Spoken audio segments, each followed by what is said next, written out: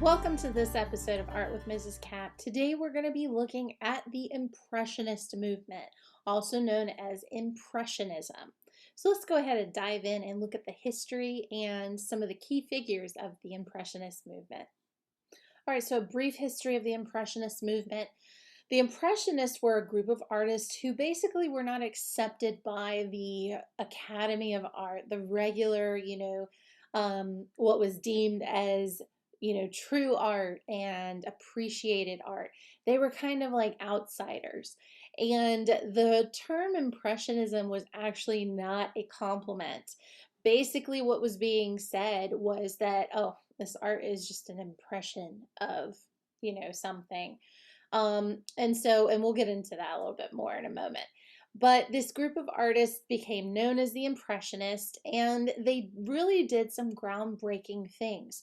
As we previously learned about in realism, we're seeing this breaking away from the traditional way of doing art, and we're seeing these artists that are saying, like, why am I painting about Greek heroes and all of these big like mythological stories and so forth when I'm surrounded by all of these other things that are happening?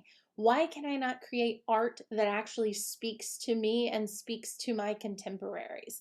And with that, we see the birth and the development of modern art. So modern art, by all, intents and purposes, starts with realism and the Impressionist movement. The Impressionist movement is really like that deciding factor that separates traditional art from modern art. And with that, we see a movement forward that you're going to see as we go through these units. Like, it quickly and rapidly changes, where we go from art that, was the same for a century or more to now we're going to see art changing even within the same decade. And we're going to see multiple art movements going on within that decade all at the same time. So much so we can't even cover all of that that's getting ready to happen. But with this, we see the artists breaking away from the way art was traditionally done, breaking away from what was accepted, what was considered, appropriate art, and saying, no, we reject this. We want to create art that we feel is just as important, maybe even more so important than what you say we should be doing.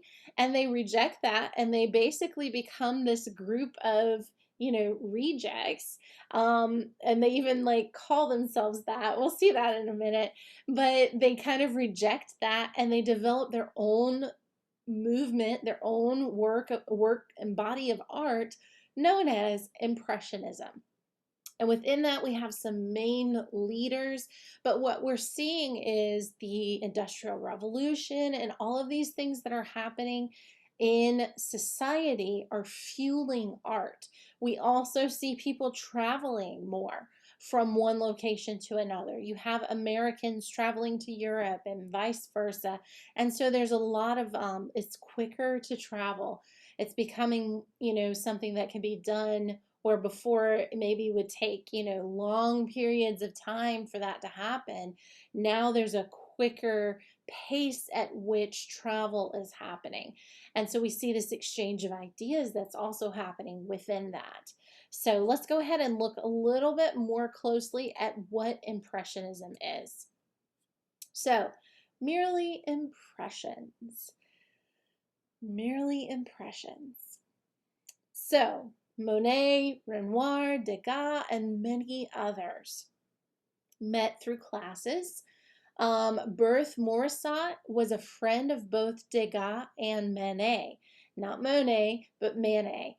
She ends up marrying Edgar Monet's brother, Eugene, and she gets accepted into the Salon, but her work becomes, more experimental. Okay, so Degas is invited Morisot to join in their risky efforts. The first exhibition did not repay the artists monetarily, so they didn't really get any money from it, but it did draw critics and it drew recognition. But these critics described their work as abominable. Like it was ugly. It was horrendous, basically, is what they said. And when they saw these works of art, what they said was, these are mere impressions. And this was not meant as a compliment. Traditionally, an artist would do this impressionist style painting as more of like a sketch. So think about like our sketchbooks that we do in class and how we do sketchbooks to kind of sketch and practice these ideas. Traditionally, artists would do a kind of a rough draft painting as a sample or a sketch in painting, before they actually did a full-blown painting in something. And so what the critics were saying was these artists were producing, works that were merely impressions. They weren't meant to be a finished work. Like, why are we producing this work and why are we going to celebrate it when you haven't finished your work?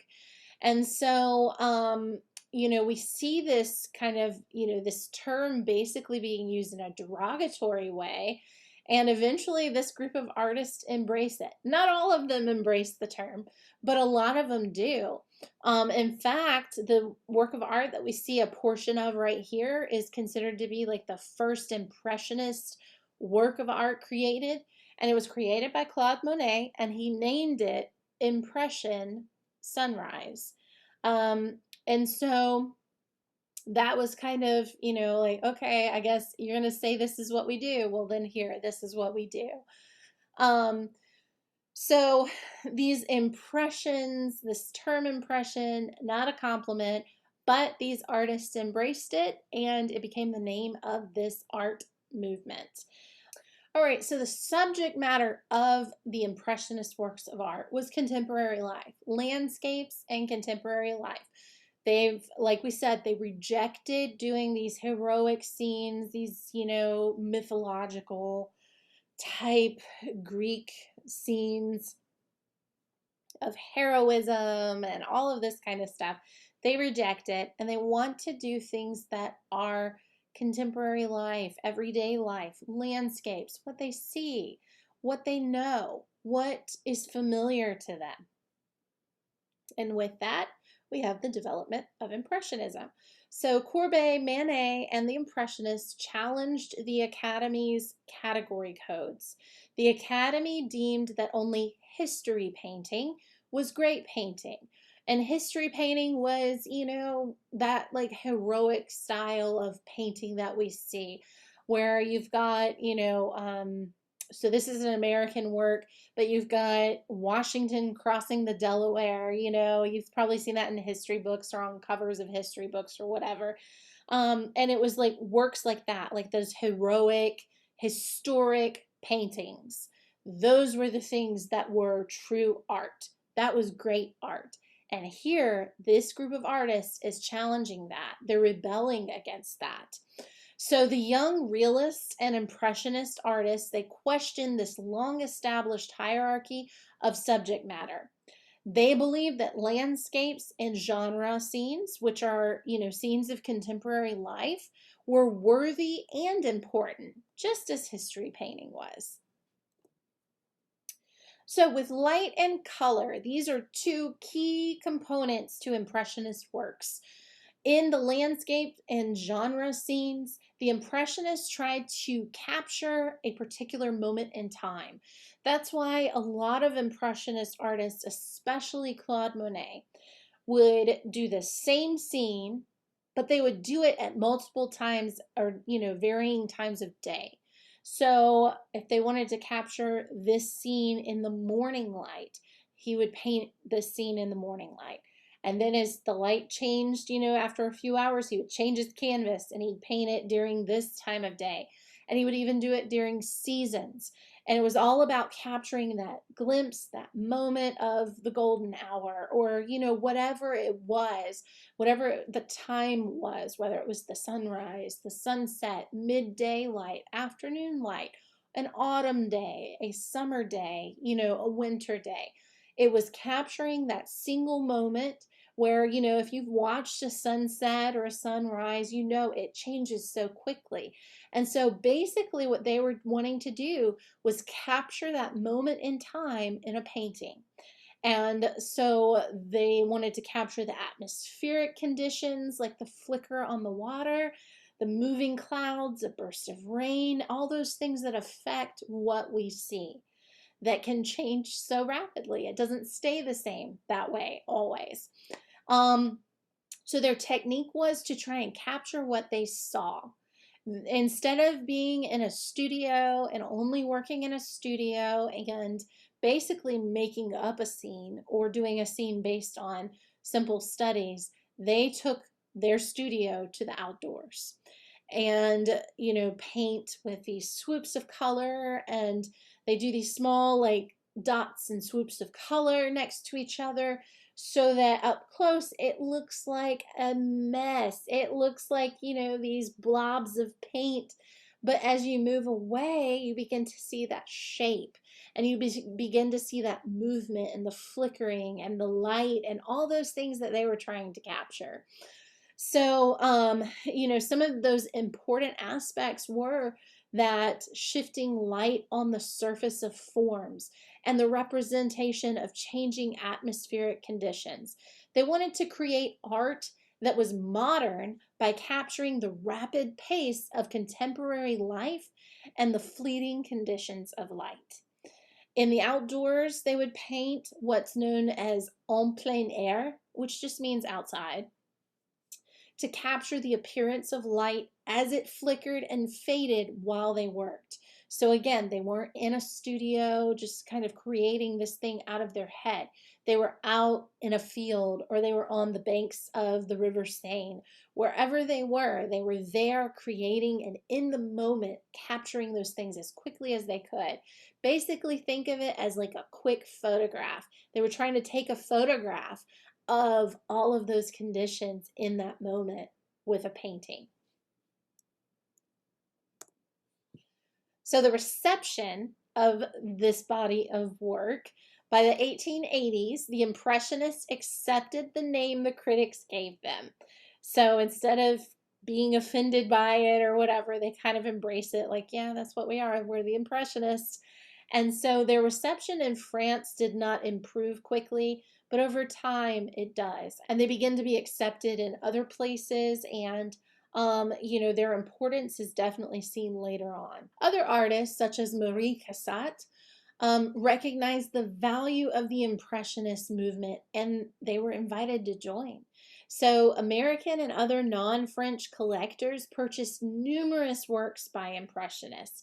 Today, a large share of Impressionist works actually exist outside of France and outside of French collections.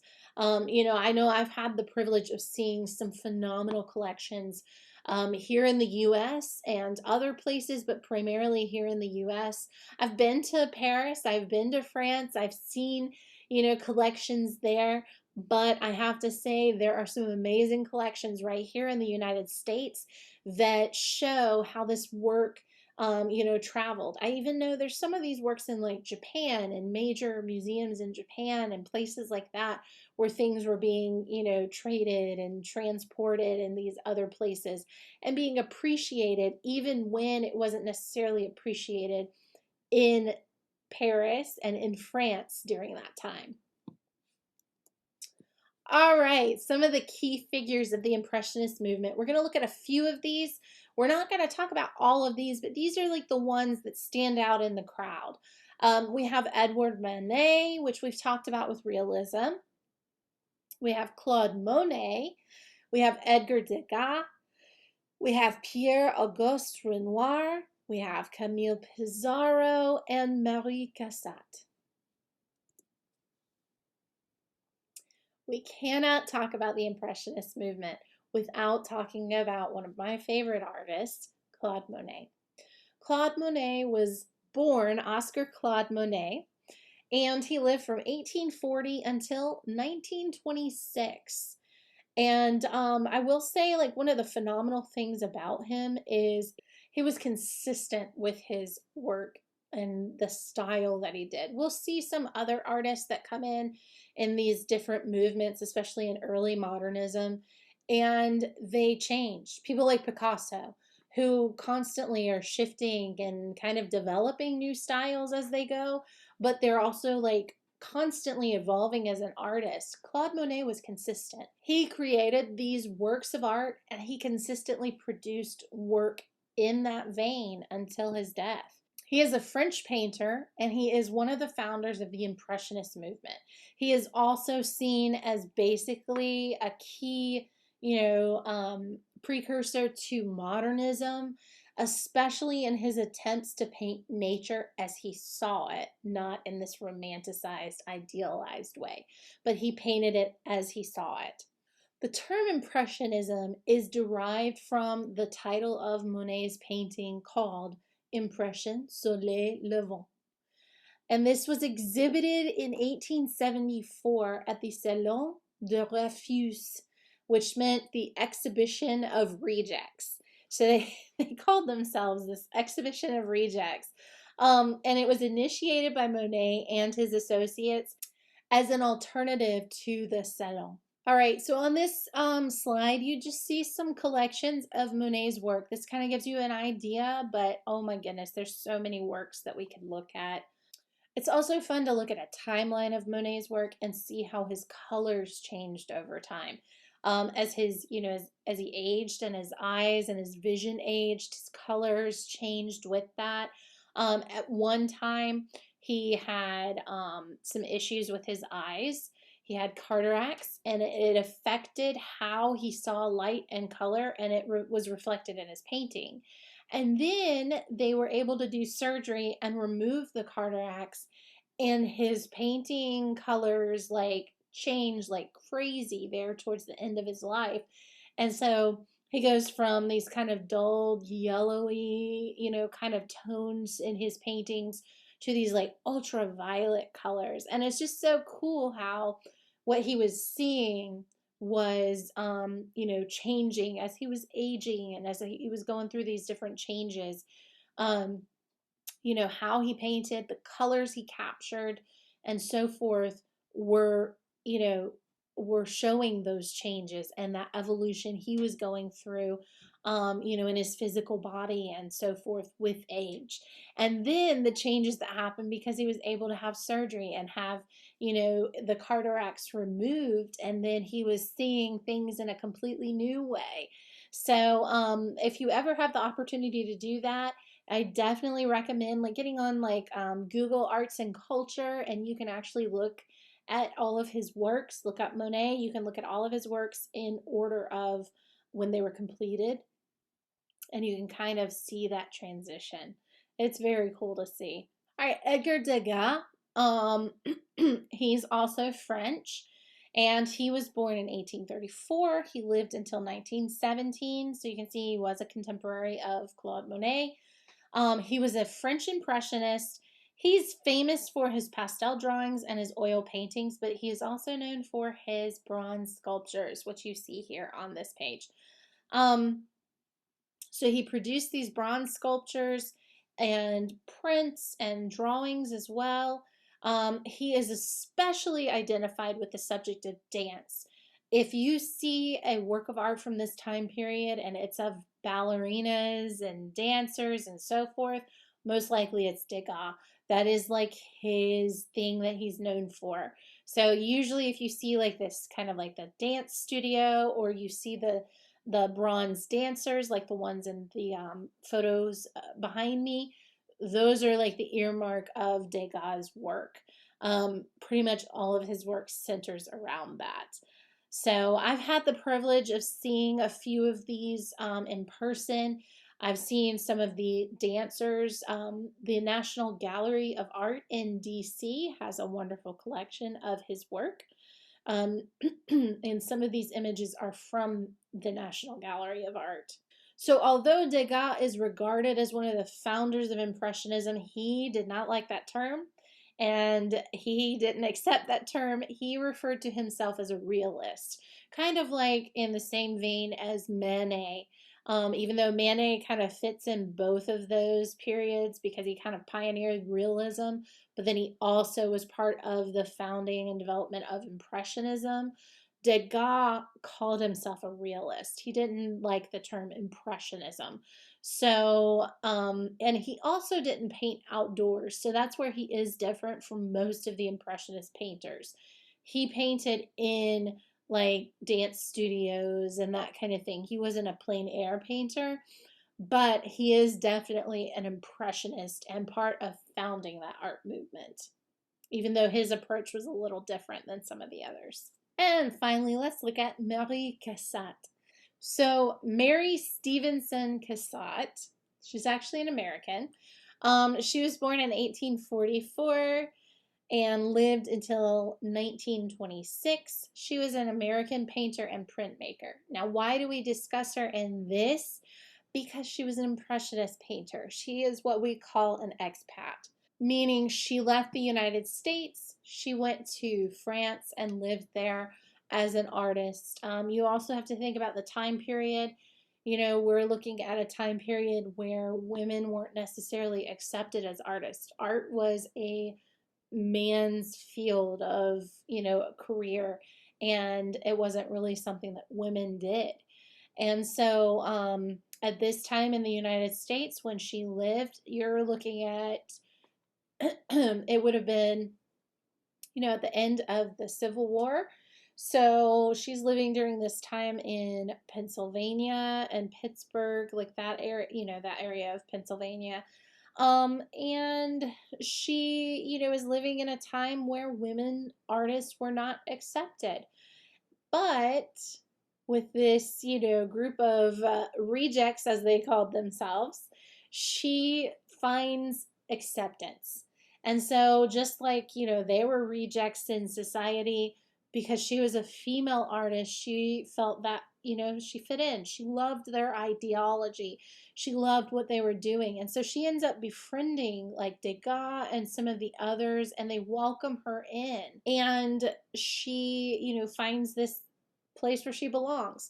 So much so that even though she's an American artist, when we talk about her and we mention her name, we give it a French pronunciation because she basically was adopted into this, you know, French art movement and became one of the key figures of it. So she didn't only just like fit in with them, she created work that spoke to women. She really did a lot of focus on like social and, you know, the private lives of women with particular emphasis on the intimate bonds between mothers and their children. So this is something you're not going to see being produced necessarily by a male artist, but she's taking her insight and her perspective and she's kind of fusing that into her work, which is what modern art was all about. The development of modern art was creating art that was personal and relatable and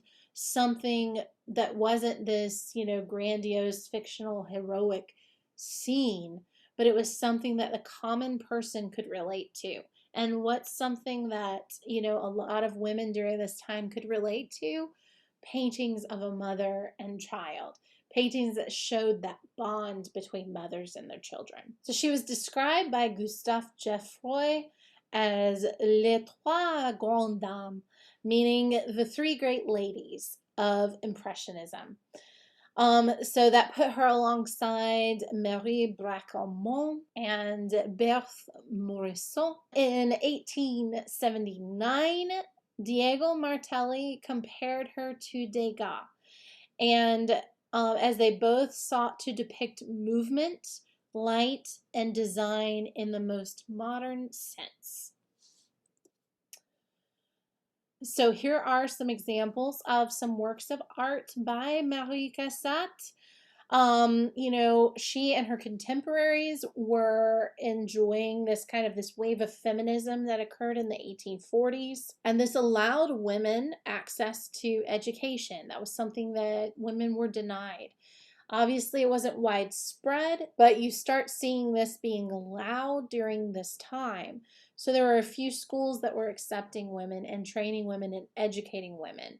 Obviously, it wasn't, widely accepted, but we see this wave of feminism developing. We see, the birth of the suffragette movement, which of course doesn't gain true traction until much later, but we see this developing during this time.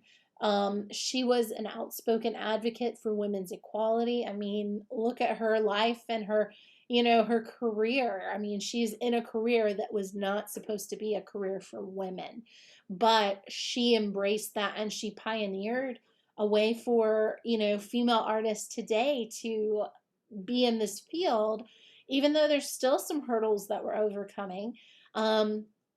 Within the art world where women aren't represented as much in our museums and so forth. And a lot of that is because up until this point and until the modernism and the modern art movement, we don't really see female artists until you get to this time period. So then we start seeing a few female artists, and that's why Marie Cassatt kind of stands out in the crowd. People like Marie Cassatt pioneered the way.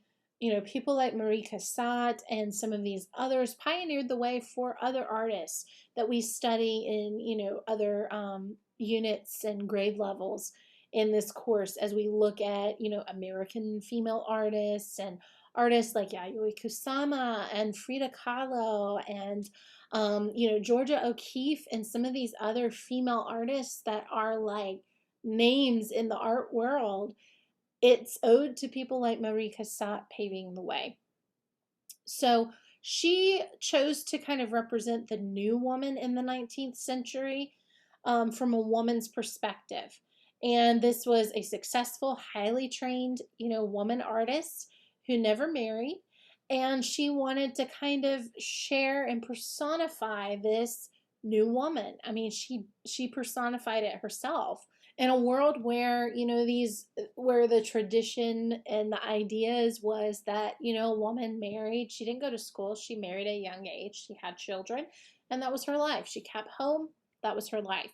But here you have someone who never marries, and she's educated and trained, and she's embracing this new woman identity, that she doesn't have to fit into this box that women have always had to fit into. So she initiated the profound beginnings in recreating the image of the new woman, and drew that from influences of her intelligent and active mother, Catherine Cassatt, who believed in educating women to be knowledgeable and socially active. Although Cassatt, did not explicitly make political statements about women's rights in her work, her artistic portrayal of women was consistently done with dignity and the suggestion of a deeper, meaningful inner life. Cassatt objected to being stereotyped as a woman artist, and she supported women's suffrage, which was women were fighting for the right to vote.